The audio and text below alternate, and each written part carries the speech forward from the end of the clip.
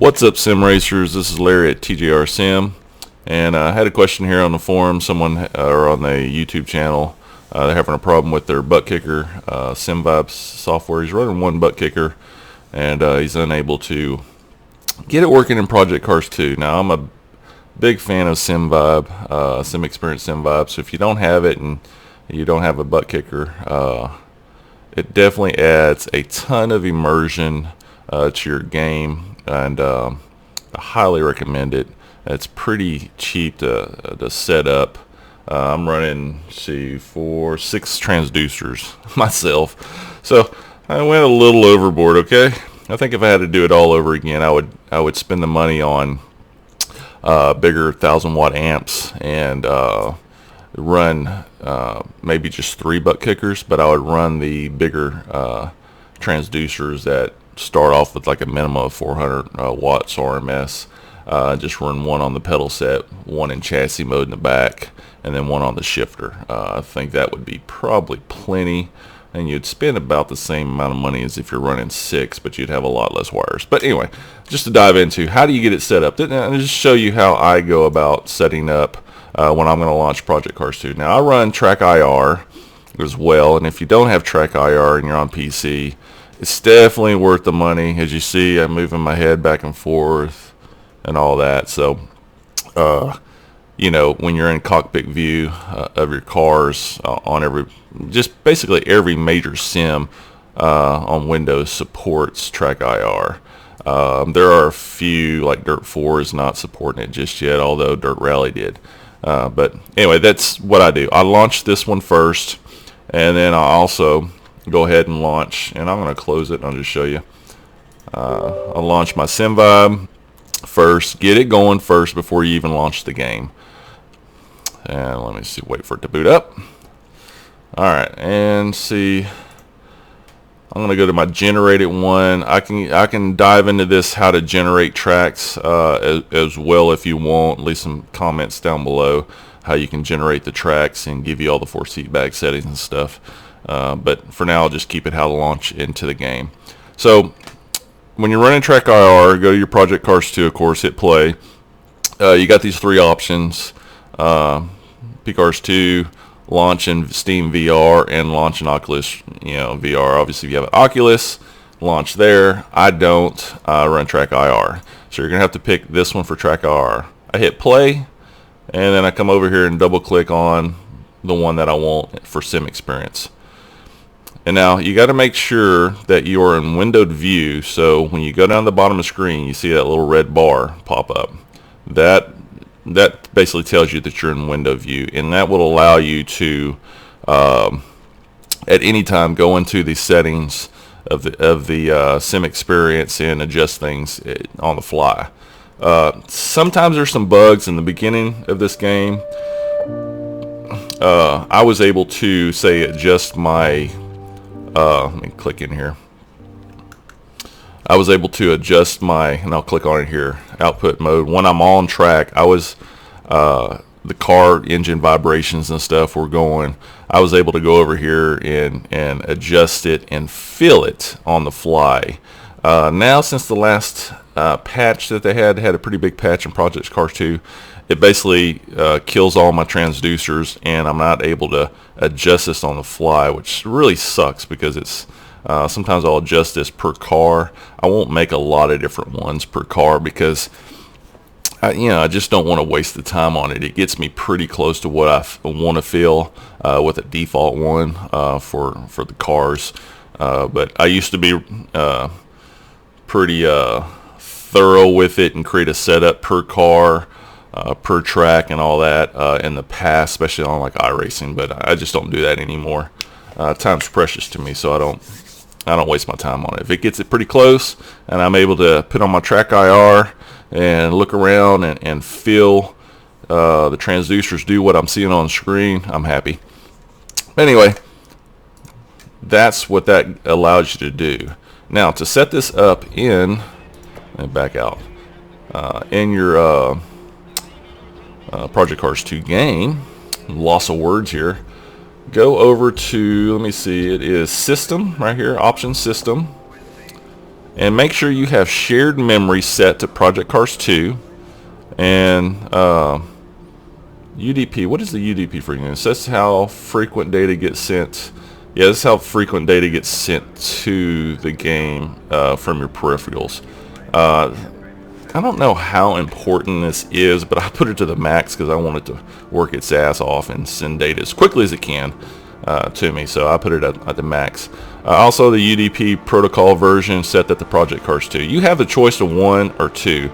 Before Sim Experience updated their SimVibe, you actually had to run it on 1 for both of these, and use the old profile, Project Cars 1 profile. But since they updated it, with Project Cars having its own profile now, you go ahead and switch it over to Project Cars 2. And so make sure that you have, of course, your SimVibe updated, and that you launch your SimVibe in the Project Cars 2 profile. If you need a video on that, I guess I could do that too. Let me see. If you were to go to control, I'll just do it here. Well, let's see, I'm in the game. I don't think it'll let me. Yeah, it doesn't let me right now. So let me close that out. All right, so that's how you set that up as far as to get the game to recognize your SimVibe, okay? You may have to relaunch the game. I don't know. I don't remember actually if I had to relaunch the game to do it. But just for the sake of showing you how to show the profile in SimVibe, I'll go ahead and do that too. Let me launch Sim Experience again.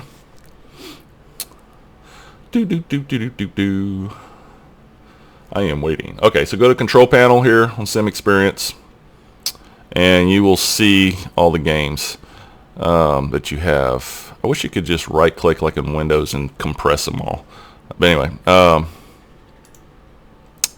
if you go over to Settings and go to Games, I actually just create a new one. I'll do Add, so I'll just show you Add, and I'll say P-Cars 2, right? And then I'll go to Game Plugin, and I'm going to look for Project Cars 2. Project Cars Steam, here it is, Project Cars 2 on Steam. I'll click that, and it's already going to my F directory, Steam exe, so that's fine. Okay, so I do that, right? Well, I'm going to delete this because I already have it. So let me see. P-Cars 2, delete, and that's how you delete it if you have something.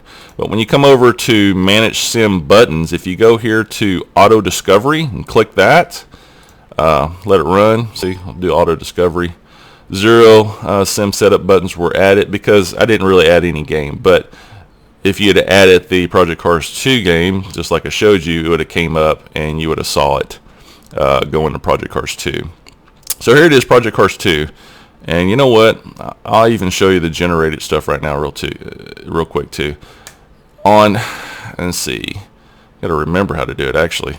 See, Project Cars 2, this is my generated one. This is my default. This is how it comes in default when you add it.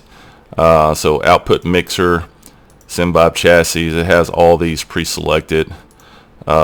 Seat, depending on how your setup is. If you just run one transducer, then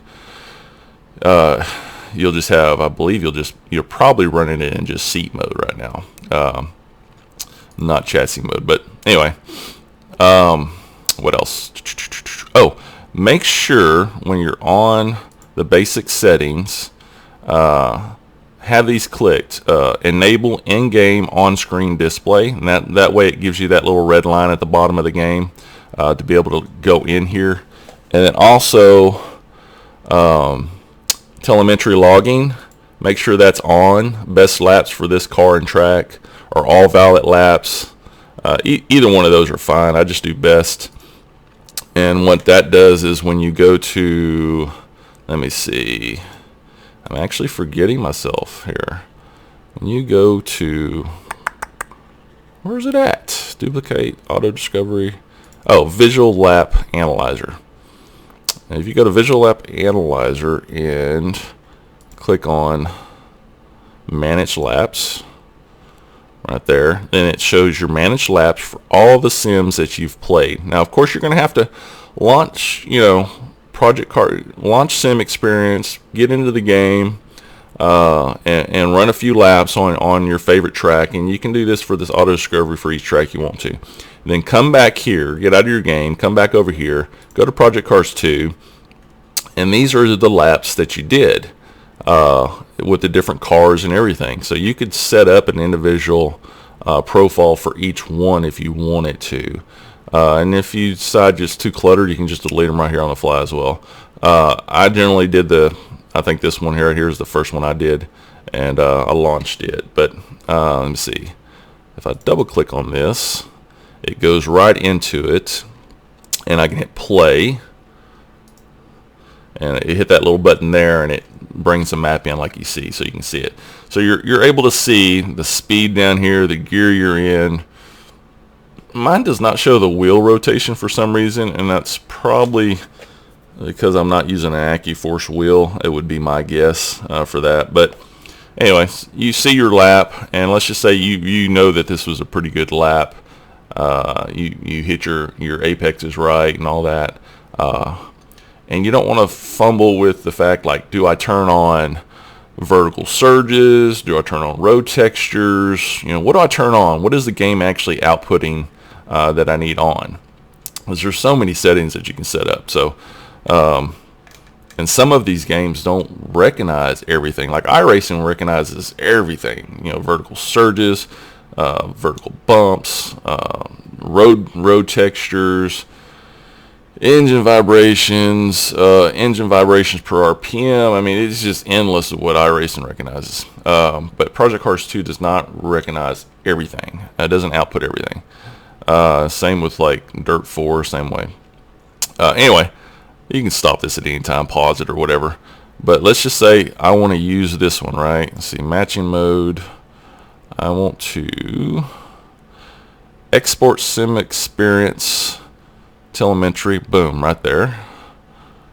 And how did I do that now? I forgot, guys. Let me see. Manage. I apologize. I haven't done this in a little bit. Just did the other, well, I did it at the beginning. See, I load that. Oops. Nope, don't want that. Close. Okay, bear with me here. Click out of that. I'm in here. I think you go, let me see, new. Oh, that's it. I'm sorry. So just to back up here, how do you get your Project Cars 2 generated? Okay, so you're able to see your laps. Let's just go to new. Instead of from scratch, you want to get from telemetry log. You can also get stuff from Owners Club as well, but say get from telemetry log, new, and I want Project Cars 2, and I want let's say I want this one right here, Long Beach. This is a good one, right? A minute 32. That's the track I want. If I come down here to select the template, intelligent peaks for Rift, intelligent peaks. I just do intelligent peaks. Template settings, I just leave that as default. Will remove peaks that occur, and then I'll hit OK. And that's it.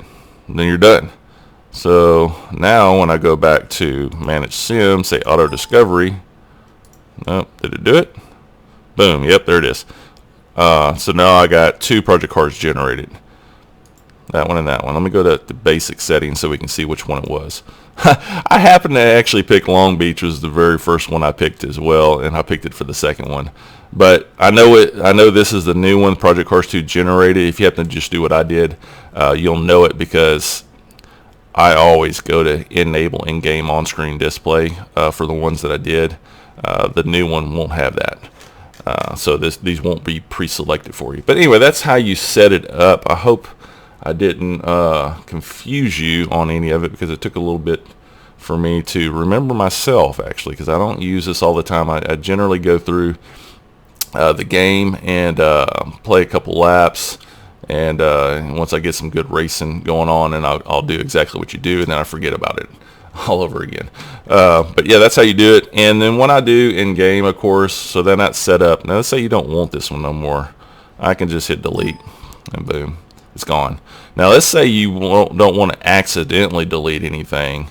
You can go here and click on the one you want and say export it, export to install in drive file, share on SimExperience. You can share it on SimExperience, or you can export it anywhere you want to save all your files off in a safe place, just in case you have you hit the delete button and you accidentally deleted something. So that's a way to keep up with them. Or let's just say you're happy with the one here, but you want to do some experimenting.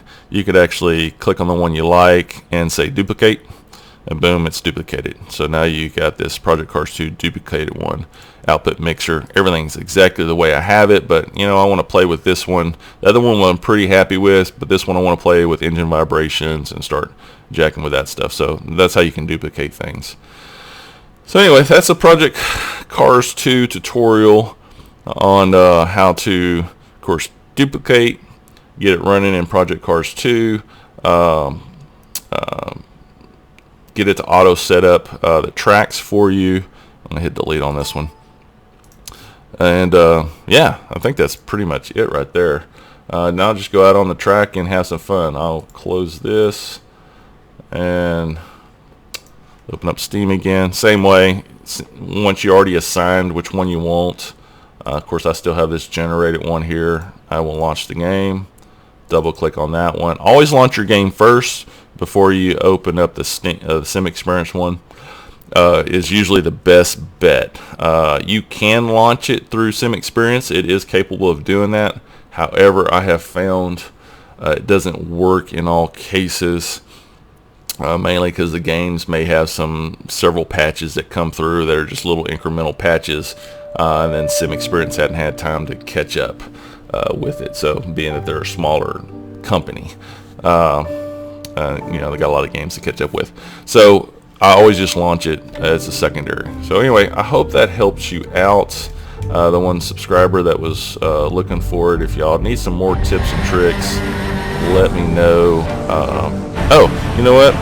And I will show you something else too. Once I'm in this game, and let's say I want to adjust something, you know, you can just turn stuff on and off as you want. Like your changes I leave off on the chassis mode because I have them on my shifter itself, even though it came preloaded in there generating from the track editor, right? But from SimExperience. But I turn certain things off not to overwork the transducers. But that's what's nice. You can do this on the fly, and then of course you can you know, add stuff right here on the fly by hitting the add button, add whatever you want. My suggestion is try out the generated track one and see how it feels to you. If something feels a little bit too much, like engine vibrations are way overpowering, you start dialing them down or dial them up if you need to. Turn certain things off. A lot of times I will just turn everything off that it gave me and just run a lap on each one and see how it feels. And then I'll go and turn on road bumps and then see how that feels, and then turn on impacts. And impacts affect me, you know, see how that feels basically. So that's how I do it. Hopefully that's helpful to you. Leave some comments below. Hopefully this will be informational for whoever is looking for that. I know SimExperience is a confusing program. It's so much, it's very overwhelming. It does so much. And if you want some more information on SimExperience, how to set up, check back in my old videos. They're actually very relevant still to this day with SimExperience and telling you what's going on. I have like a complete how-to guide and stuff as there. It gets a little bit long, and it was in the beginning days when I had a YouTube channel, so quality's probably not as good as it is now, especially with the mic. Oh, and let me know how you like the mic. Got a Yeti. Make sure I'm coming in clear. I think it sounds better than what I was using. So anyway, hope this is helpful. I'm out. Have fun on the track.